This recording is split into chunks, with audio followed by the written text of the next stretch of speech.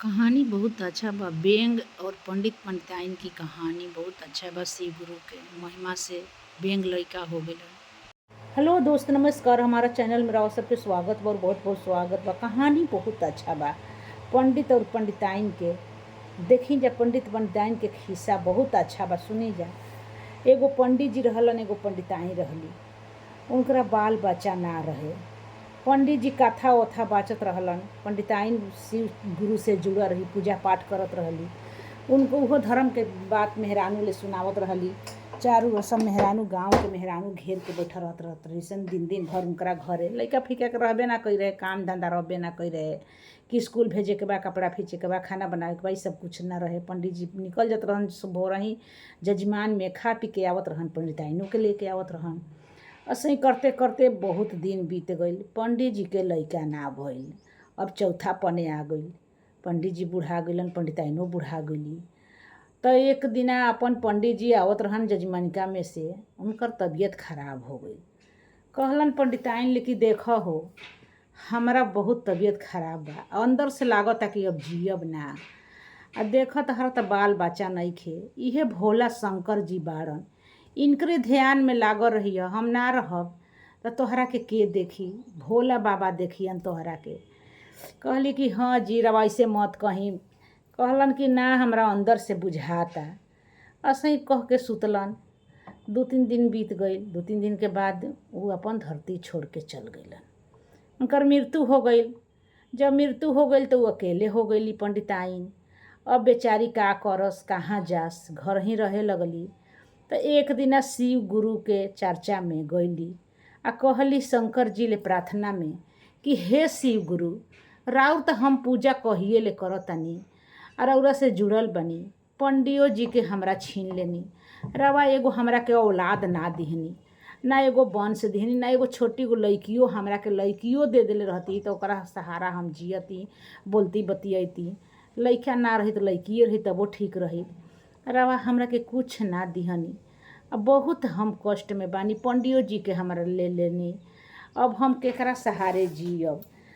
तले शंकर भगवान अपन मन मस्ती में रहलन, सब भजन वजन करत रहलन। गौरा पार्वती जी सुनत रहली।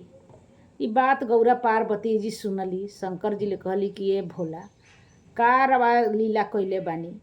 देखी हौ बेचारी पंडिताइन कतना तड़पतड़ी, रउरा के पूजा करत करत बूढ़े हो गईली, उनका के एगो औलाद ना दिहनी। कहलन कि अब औलाद कैसे होई, अब तो बूढ़ा गईली। पंडित जी चल बसलन। अब लइको होई त इनकरा अछरंग लाग जाई कि कहाँ से बूढ़ी कलंक लाग जाई कि इनकरा माने कैरेक्टर ठीक नइखे, ई दूसरा कोइले अइसन गलत काम कइले बाड़ी, इनकर बुढ़ापा में लइका होखता। पंडित जी रहलन त भइबे ना कइल। इनका कैसे हम का करी। कहली कि हम कुछ नहीं जानत, इनकरा के कसहू कुछ करी कि उनकरा एगो लइका हो जाओ। कहलन पंडित जी कि ठीक बा। अइलन साधु के भेष में। बिहान भइल, पंडिताइन सुतल रहली। बिहान भइल, होत भोरे शंकर भगवान साधु के भेष में अइलन। साधु के भेष में अइलन। कहलन धर्म करो बच्चा। कहली कि का ह बाबा। कहलन कि बेटा काहे उदास बाड़ू। कहली कि का करीम बाबा, काहे ना उदास रही। जौनो भगवान देले रहन उहो ले लेलन अपना भेरी। पंडित जी एगो रहलन, पंडित जी की ले लेलन। अब हम केकरा आसरा जी ही जागी, हमरा त बुझाते नइखे। कहलन कि भगवान पर भरोसा रख, शिव गुरु के पूजा करेलू न त हाँ, शिव गुरु सबकर मनोकामना पूरा करिहन, तोहरो करिहन। शिव गुरु पर भरोसा रख। कहली कि ठीक बा बाबा, एगो हमरा के औलाद शिव गुरु देले रहती तो हमरा पूरा पूरा यकीन रहित। पूजा करत बूढ़ा गईनी। अब पंडित जी चल गइलन, अब हम का के भरोसा रखी। कहलन कि होई। कहलन कि हाथ द बेटा हेने। हाथ देलन आ एगो बेंग रहे, कूदत बेंगवा के हाथ पर धऽ देलन। छोटी गो बेंग के बच्चा रहे। कहलन कि जा, तहरा के इहे तहार साथ दीही। त ई अपन ले गईली बेंगवा के पोसे लगली। पोसत पोसत पोसत बेंगवा के सयान क देली। जब सयान हो गईल तब लइका लेखा माने लगली। कहली कि हमरा के साधु बाबा देले बड़न, ई हमारा औलाद हाथ में दे देले बड़न, ई हमारा औलाद ह। ओकरा के पोसे पाले लगली। जब पोसे पाले लगली तब बेंगवा सयान हो गई। जब बेंगवा सयान हो गईल तो एक दिना शिव गुरु के चर्चा में गईली, बोलौलन जा तो गईली तो चर्चा होत रहे। तो बेंगवा उछल कूद करत करत कोई के आदमी के देह पर चल जाए, शंकर जी के भीरी चल जाए, फोटो जहाँ रखा रहे प्रसादी में कूद जाए। तो कोई के अच्छा लागे कोई के ना अच्छा लागे। तो एगो वही में के रहली तो कहली देखी आज तो लेके चल आइल बानी, लेकिन और कहीं चर्चा होखी बोलावल जाई तो हे बेंगवा के लेके मत आई। तो कोई कहल ओमे के मेहरान हूँ कि यार बेंगवे उनकर लइका फैका बा, काहे वैसे कहत अड़ू जा, का हो गई लेके आइली बड़ी। तो कहली कि का करिए बहिनी, बेंगवे हमार लइका ह, कहाँ छोड़ के केकरा भी आई, कोई घरे नइखे कि देख ताक करी। अच्छा ठीक बा। तले उनकरा नैहर से उनकर भतीजा आइल, कहलस कि ए फुआ हमारा बहिन के शादी बा आ हमार तिलक बा, दोनों आदमी के शादी पापा ठीक कर देले बड़न, तहरा चले के बा। कहली कि ए बाबू ठीक बा चल, अब बेंगवा के हम कहाँ रखब। कहलन कि बेंगवा के कहाँ रखबू, घरे रखी ह तो खाई पानी के दीही, तो बना के रोटी उटी धऽ दीह। कहली कि ठीक है बा, तिलक के बारात के आई, तिलक बारात एके दिन हेबे कैल ह, वही दिन आई। तो गईली जाए लगली तो बेंगवा के कहली कि ए बाबू तू एहिजे गुछल कूद करीह, घर भर करीह, हम जा तनी तोहरा के छोड़ के। अभी ताला बंद करते बड़ी दुआर पर निकल ताड़ी तले खिड़की महे कूद के आगा आगा उ पीछा ले दुआर पर खाड़ हो गई। उ बेचारी ताला बंद कैली आ चलली तले इहो पीछा पीछा जाए लगल। टेम्पू में बैठली तो उहो कूद के बैठ गई, घरे गईली तो उहो चल गई। पानी पिए के दियाइल तो आगा पानी खड़ा हो गई, बैठ पानी जहाँ प्लेट में नाश्ता रहे वही में कूद गई। आई रे फुआ बेंगो के लेके आइल बड़ी का रे, आई हो फुआ जी सब भतीज पतो कहे लगली सन, अरे एक रख तो छोड़ के घरे अनिहे कहन कैसे कूद के चले। अच्छा जाए दी फुआ जी लाइल बनी तनिका के घर ही राखी।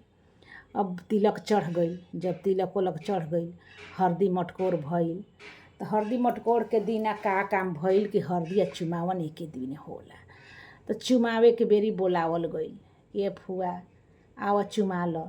तो एने हरदियो लागत रहे एने चुमावनो होत रहे। बस लड़का कैल से बेंगावा हरदी के ढकनिया में कूद गईल, आज अंजुरिया में दुल्हा के जाके बैठ गई। अब तो भइल ऐसे ऐसे बिगत लइका चाउर हटावत उ बेंगवा हटते नइखे। तब भइल कि जाए द किनारा क के सब कोई चूम लिही, चुमत तो बेंगवो पर अछत बिगा जाता, चुमावन हो गई। लइका नहाए गईल तहाँ बेंगवो गईल, उहो पानी में कूद गईल नहा लेलस। कपड़ा पहनावे के बैठावल गईल तो कपड़ों पहने के बेरी मौरी में समा गई। अच्छा चल भाई दुआर पूजा लागल, दुआर पूजा लागल तो दुआर पूजा बरात गईल, दुआर पूजा लागल तो दुआर पूजा में बेंगवा जाके आगा खड़ा हो गई। तब पान फूल अछत पूजा था तो बेंगवा दुल्हा के साथे साथे सब रहे, सब कर्मर दुल्हा के संगे भइल कि अब सिंदूरदान हो गई, बिहान हो गई तो सिंदूरदान होखो। आ तले बेंगवा कहाँ ले त कूद के आइल, सिंधोरा जे खोलन पंडित जी उ सिंधोरा में कूद गईल आ दुल्हन के मांगी पर बैठ गई, सिंदूर डाल दिलस दुल्हा के। अभी शिव गुरु के भगवान के लीला कहली जा कि अब तो शादी बेंगवा ले हो गई, एक बार सिंदूर पड़ेला, अब का होई। मार मार सब कोई कहल तबो भाई लेके बारात लौट के अली जा, कन्या विदाई भइल। कहलन लइका के अरे फुआ बेंगवा तो बहुत कमाल क देलस तोर। कहली कि का ह बाबू, तो इस सिंधोरा में कूद गईल है आ कूद के जाके कन्या के कपार पर बैठ गईल, शादी एकर हो गईल, जाए द लिया जा अपना घरे। कहली कि ये बाबू कैसे कन्या जवान बिया कैसे रही। कहली कि लिया जा तू, अब जैसे मन करी वैसे रखिए, इनकरे ले शादी हो गई, अपन पतोह लेके जा। अब आगा आगा फुआ पीछा ले बेंगवा बीच में कन्या जातड़ी अरछन परछन भइल। तब बेंगवा के घर दियाइल, जब बेंगवा के घर दियाइल तब बेंगवा अब बेचारा कूद कूद के सब सामान जुटा जुटा के ले आइल। आ उ बेंगवा खाली खोलरी भर रहे राजकुमार। जब भइल तब अब राजकुमार तो कन्या रोवताड़ी बैठ के घर में, कहतड़ी आई हो किस्मत कतना बढ़िया ले शादी रहे दुल्हा के ले, आई कैसन बेंग ले हमार शादी हो गई, हमार किस्मते भाग न बाकी बेंगवा सिंदूर डाल दिल ह, अब हम कैसे रहबे। शिव गुरु के भक्त रही आ खूब रोवताड़ी। आ तले बेंगवा अपन का काम कैलस, कहलस कि आँख मुंदले बाड़ी, अपन खोलड़ी उतार के आ इनकरा के सोना के अंगूठी है से हाथ में पहिरावत तो इनकर आँखें खुल गई। आँख खुल गई तो राजकुमार सुंदर खूब बढ़िया कहली कि हाँ रवा के हई जी, रवा के हई, बैंक कहाँ गेलन, बैंक आँख मुँह द। कहली कि ना रवा बताई की हई, रवा के हई, हम रवा से अंगूठी पहिरब, हमार बैंक शादी कऽ के लाइल बड़न, हम बैंक संगे रहब, कहाँ बाड़न बैंक। तो कहलन कि अच्छा ठीक बा माई ली बात मत कही है। कहली कि ना रवा बताई। कहलन कि देख हम ही हई, हम बैंक के खड़री पहनले रही, आ हमार राजकुमार हम हई, आ बैंक के खड़री पहनले रही, आ हमार शादी तहरा से हम जान के कैनी।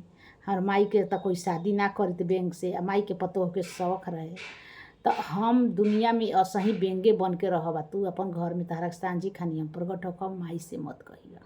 कहली कि ठीक बा। कन्या खूब खुश रहे लगली, सब ले के देबे। जब एक दिना बेंगावा गइले अपन कोहबर में, दोपहरिया के टाइम रहे, आ खोल दिलस खोलरिया बहरिए, आ घर में सुतल रहे। आ तले उनकर माई अइली कतही ले, कहली कि ए कन्या का करतलू, केवाड़ी खोल देली। आ तले राजकुमार कन्या के बेंगावा सुतल रही जा। कहतली कि आह हो दादा, ये कन्या ई के हो, केकरा संगे सुतल बड़ू, ये कन्या केकरा संगे हो। उठली तो कहली कि यार लइकवे न हन, बेंगवे न हवन, ना हमार बेंग ना हवन। तो तब उ कहलन कि ना माई हम ही हई, हमरा के शिव गुरु के आशीर्वाद से तोरा हम कोखी में आई रही, शिव गुरु प्रसादी माने हाथ पर तोरा देले रहन, हम कैसे उहे लइका बना के भेजले रहन, हम खोड़री में खाली रही बेंग के, आ तोर आज ले दुख सब दूर हो गइल, अब हम खोड़री ना पहिरम माई। कहलन कि ठीक बा, जैसे शिव गुरु उनकर दिन पलटौलन वैसे सबकर पलटावस, सात मुंदई के पलटावस। कहानी अच्छा लागी कहानी तो लाइक शेयर कमेंट कर देव जा।